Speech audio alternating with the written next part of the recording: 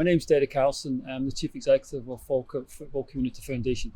I think I don't really know how I ended up where I am in the job that I do. I kind of left school at 16, didn't really have any qualifications, didn't really have any purpose or goal. I knew what I wanted to do, and ended up joining the Royal Navy.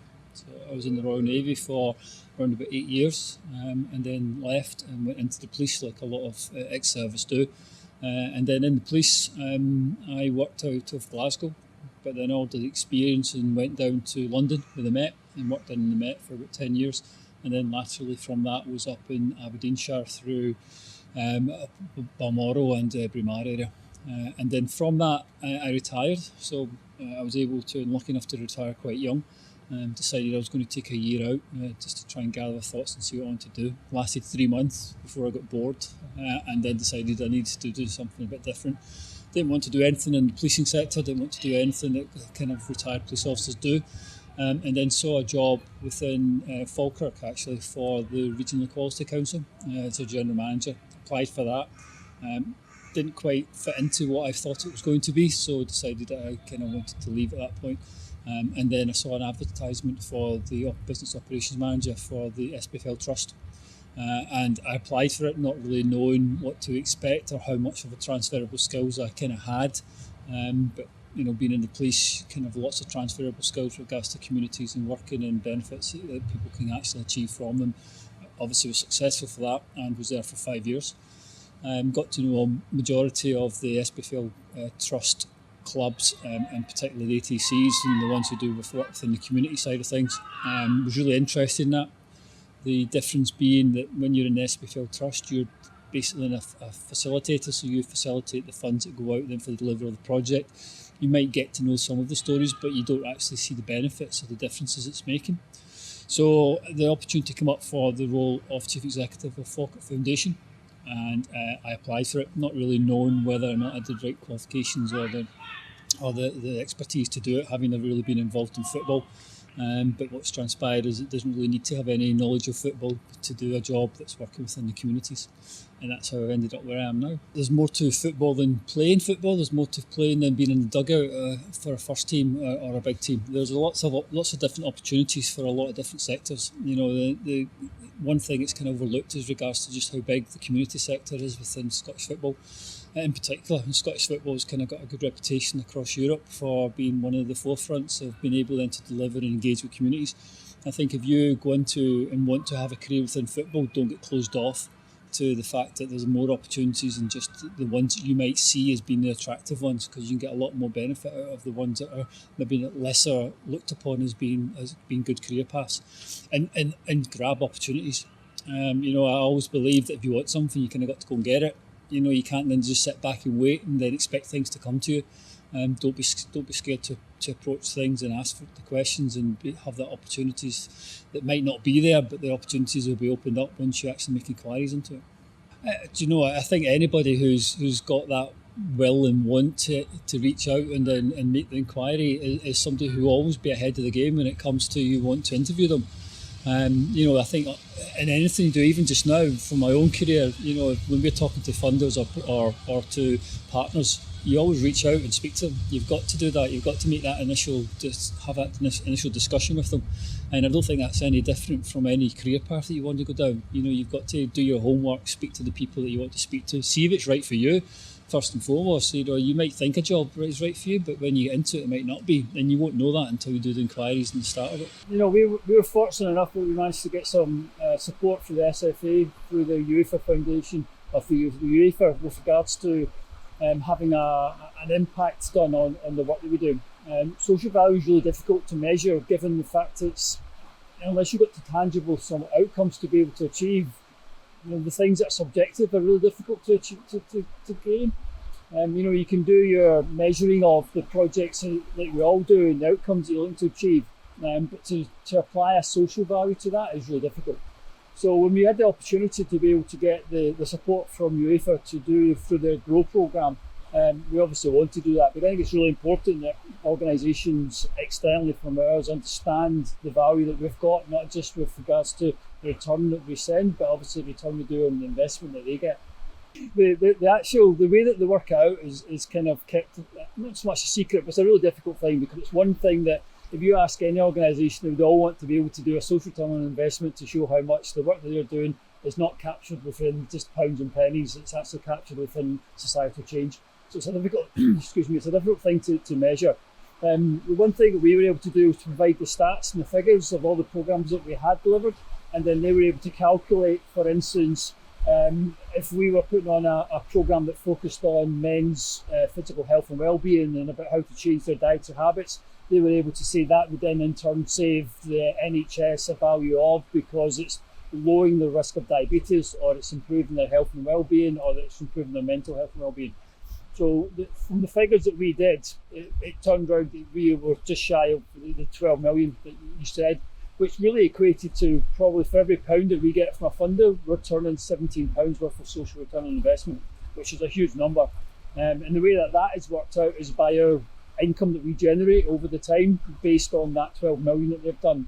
What I would say as well, that was done 2 years ago, and our work has only just increased over the time, and our social return is probably a lot more than what we're actually doing at the moment. Yeah, I wouldn't necessarily say it's improved the programme value, but it's probably improved our opportunities. It's opened for us to engage with funders and other partners, because it's okay us saying it's made a difference to certain people and certain groups and the ones who we engage with, but it's always good to have that statistical report that shows that we're giving good value for the money and the work that we're doing. A lot of funders nowadays, and quite rightly, want to see a return on the investment that they're putting into, and it's a really difficult situation to find yourself in, whereby funding's really hard to get. So if we've got something that gives us a little bit of added value that shows that it's not just us that's saying that we're able to return a significant amount on the value that they've got, but also the fact that it's done by UEFA and it's obviously got that approval, and it's not us that's giving those figures, it's an external organisation. When I started here just over 3.5 years ago, it was obvious to me that we needed a strategy. We hadn't really got a strategy written down in paper.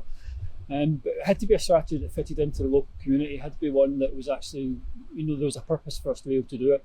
And I'm a big believer that you've got to utilise the information that's already out there. So the Falkirk plan was already in existence. It was from 21 and it runs to 29.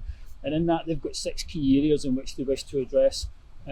We already fed into 4 of those main areas, so it was only right that we kind of worked our strategy document around the 4 main areas that we're looking to do. And they're around football participation, because obviously that's one of the core businesses that we've got with regards to engaging with the people that we do. But mental health and well-being, physical health and well-being, and then education and employability. Being an SQA centre, we're able to do obviously accredited SQA work, and therefore the employability and education side of things was one that we wanted to kind of grow and develop and saw kind of an opportunity there to be able to tie it in with the work that we already do and the work that we're actually delivering at the same time. But we also do a lot of social programmes, so we are very heavily involved with the elderly in our community, because we see that on the back of COVID especially, a lot of them were socially isolated and didn't really have anywhere to go or anything to do. So we've at this present time got 3 specific programmes that are geared towards our elderly generation, with another one coming on board. And I think that kind of, the stories that you hear from them, it just shows you the reason as to why we kind of do that kind of work. A lot of social isolation and a lot of ones who haven't been out of the house for ages who come along. But we're also very heavily involved with regards to mental health, so we embed mental health in everything that we do. So even our football coaching, the coaches are all trained up in mental health, but they also deliver the 5 ways of better wellbeing when they're just doing the training sessions, and the kids don't even know they're getting it at the same time as it's being delivered. So mental health is a real big thing for us. We work in partnership with SAMH and a load of different partners within here for them as well, which is a local version of the mental health services.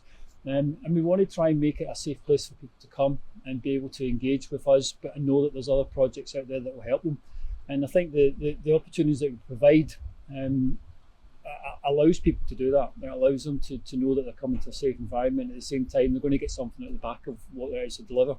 We're quite fortunate in a lot of our programmes that we deliver. We've got a really high retention rate, which to me shows that we're actually delivering things in the right manner, because people are staying and they're finishing and completing the programmes. But we also devise our programmes in such a way that they can go from one to another. So just because you do a 12-week programme doesn't mean to say that young person or adult is ready to go out into the big bad world. So we've got other additional programs that we could then offer them for them to be able to stay with us and engage and go when they're ready and be able to increase their own self-worth and belief in themselves to be able to do that. I'm quite biased and say that, with the 1,400 people that we engage with a week, that's 1,400 people that we have real positive impact on.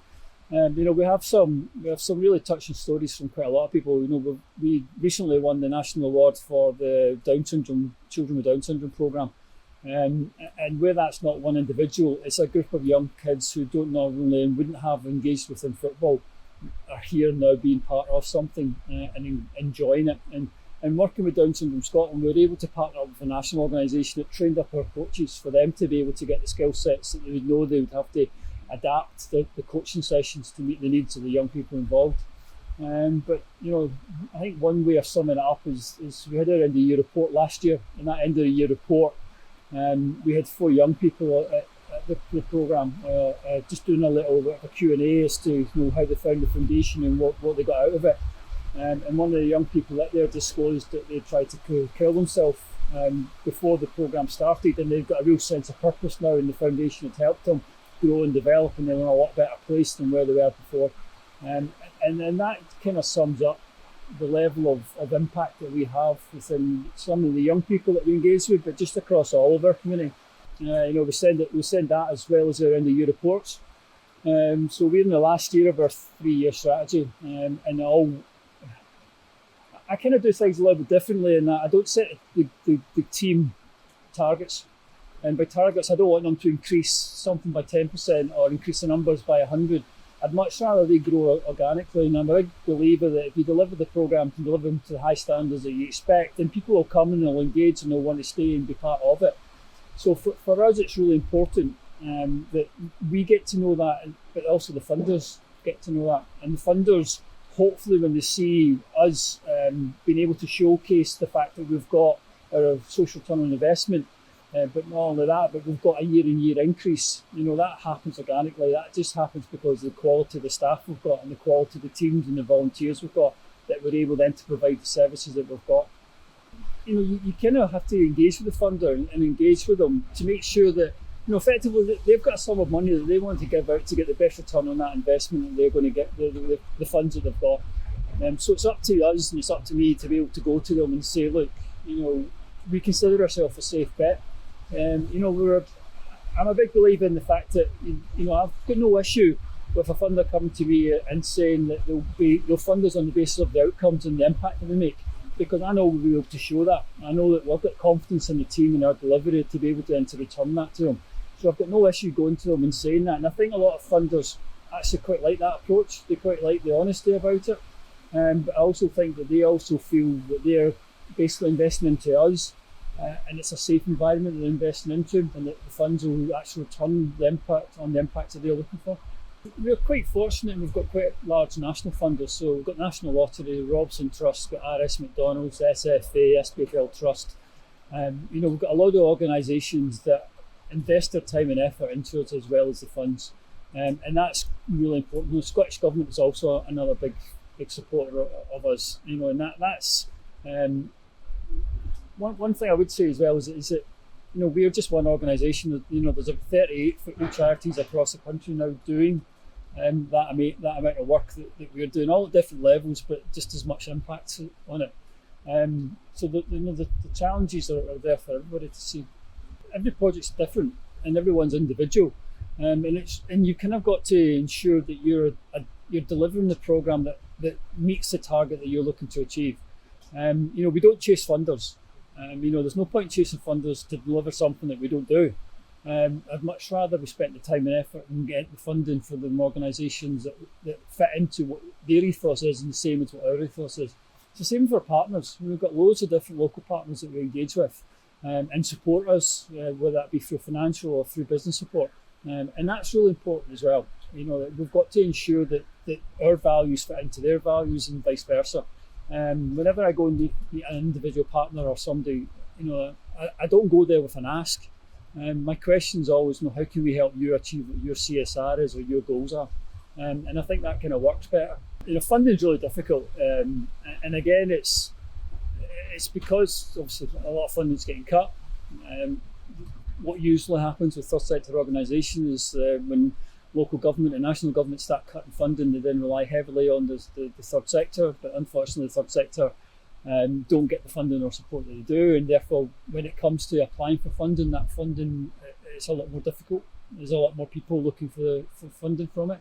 And again, one of the things that we look to do is to be able to show that we're actually a safer bet and actually an organisation that partners would want to work with.